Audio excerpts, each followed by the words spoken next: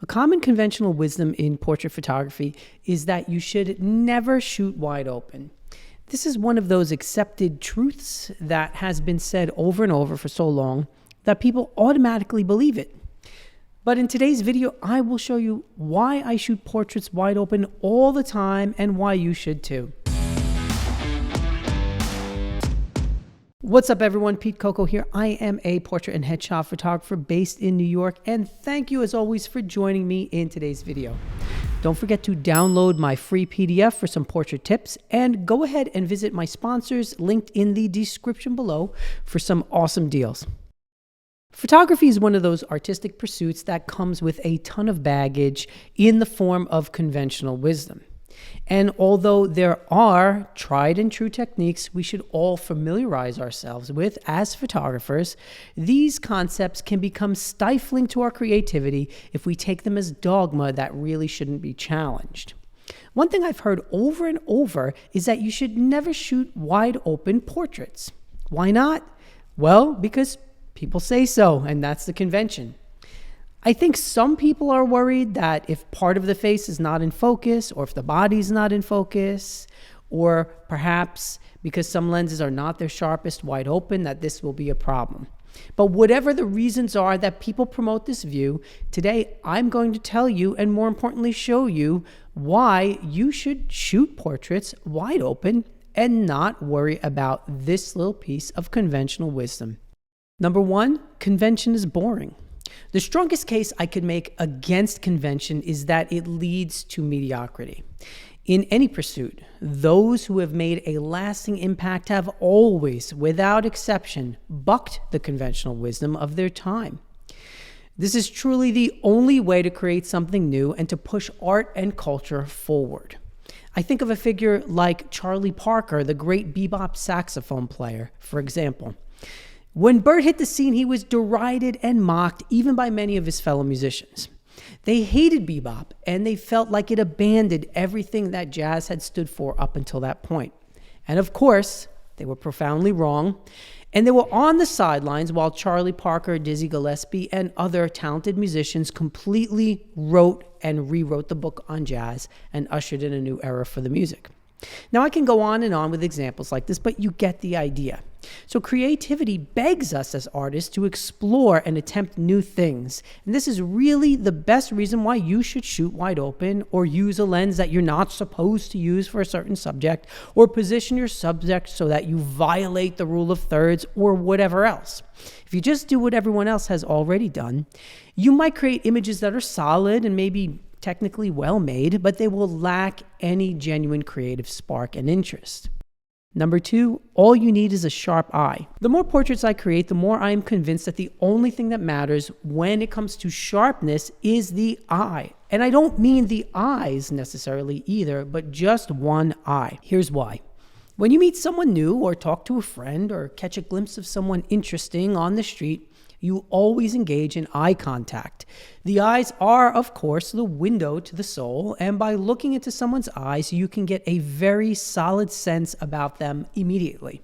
This is why people who are deceptive avoid eye contact. So when you look at a portrait, the first place your eye will go is towards the subject's eye. And in my humble opinion, everything else is secondary or tertiary to that eye.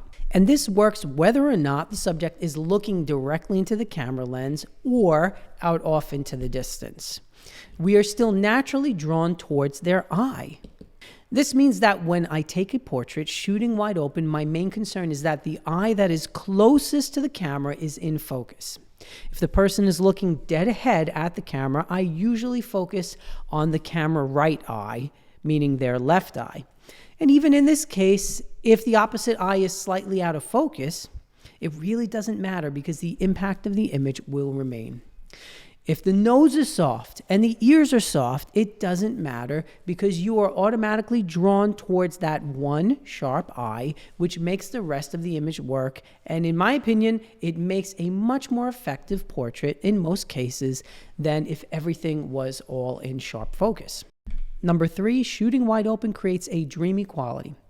One of my favorite reasons for shooting portraits wide open is that by doing so, the images take on a dreamy, almost painted effect. And this isn't something you create in post either.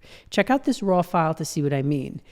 This is before any editing has been done or grading applied. The shallow depth of field combined with the hard light in this case automatically gives the portrait a painted look and a three-dimensional depth. And it looks awesome. You don't need to use a ton of complicated lighting setups either, as with this image of Grayson that I'm showing you now. It was created with a single nan light in a bare reflector.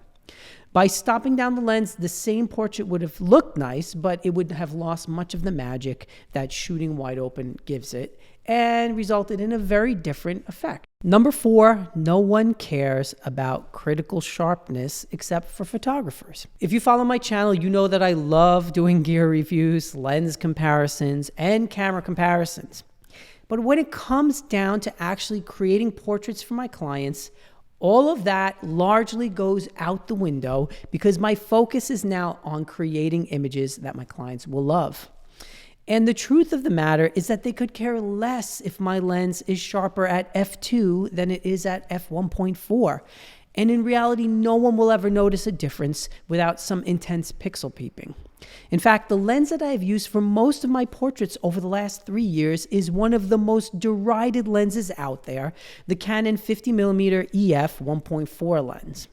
Now, this lens gets a ton of hate online, and it's maligned not only for its lack there, they say, of sharpness and other technical issues, but for being cheaply made. Yet I find that I go back to this lens over and over in my studio when I create portraits, and I've not once had a complaint from a client. In fact, this lens reminds me of one of my other favorite lenses, the Fujifilm 35mm 1.4, which is heralded for its magic-like quality. For me, the Canon 50mm has much of that same sort of magic. Besides critical sharpness, another thing you'll never hear from your subject is a word about the depth of field. They don't look at any of that stuff, and instead they just see a beautiful, engaging image that makes them feel awesome about themselves. And when I create images that both inspire me and my subject, then I know we're doing something special. Does critical sharpness, chromatic aberration, purple fringing, and all the rest matter then? Well, yes, to a point. But it really depends on what and where you are photographing, and in large part, none of this stuff enters my mind when I'm creating portraits. Number 5, shooting wide open creates separation between the subject and the background. One thing I like to do in my studio is place my subject as close to the background as possible.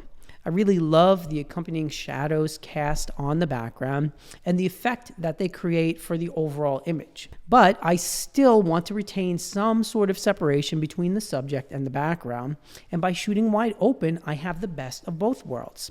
If I were to place my subject against the background and stop down my lens, which I also do at times, the effect is very, very different. The texture of the background in that case is going to be very crisp, of course, and the hard shadows will give the image an overall flatter look. Having the background out of focus allows me to create a secondary focal point for the image that has its own creative lines and shapes without detracting from the primary focus of the image, which of course is the subject. Number 6, people keep saying you shouldn't do it. The last and possibly best reason for shooting wide open is because I've been told by so many photographers that I shouldn't do it. In fact, I've heard that you should never shoot wide open so many times from so many people that I felt like I was committing some sort of unpardonable sin if I were to open my lens all the way. And this goes back to conventional wisdom and how it's really no wisdom at all. Now, maybe you can chalk this up to the fact that I don't like to be told what to do, and I've also been told by others that I have authority figure problems, which is why, of course, I work for myself. Regardless of my reasons, another important point is that many, if not most, of the photographers online who are telling you what to do or how to do it have, in fact, never done it themselves. They are just parroting what they've read or heard somewhere else in order to feel important online because they have a job they hate and their kids don't respect them or something. These are the people who will tear apart your work while displaying none of their own, since they either have no work to show or, worse yet, their work absolutely sucks and their seemingly well-informed comment would immediately be laughed off by you if you actually saw some of their images. I've had this exact experience many times in the comments sections on my YouTube videos, and especially in the comments sections over at F-Stoppers, where I write articles. I've come to the point where I don't get offended anymore, because the people who are the harshest critics are always the most terrible photographers. Sometimes I'll troll them back by telling them I always want to learn from someone better than me, so please give me a link to their website so I can check out their amazing work and learn from them. Of course, this, without fail, shuts down their snarky responses, since they have no work to show or garbage work to show, and they're embarrassed to share a link to anything they've created. Well, that's all I have for you today. I hope you enjoyed this quick video and that you found some of this information to be inspirational or educational. If so, leave me a comment below. Let me know what you think. Don't forget to subscribe to the channel, hit that like button, and make sure to download my free PDF for 5 portrait tips. And as always, here's wishing you a great day. Go out and take some awesome pictures, and I will see you next time. Peace.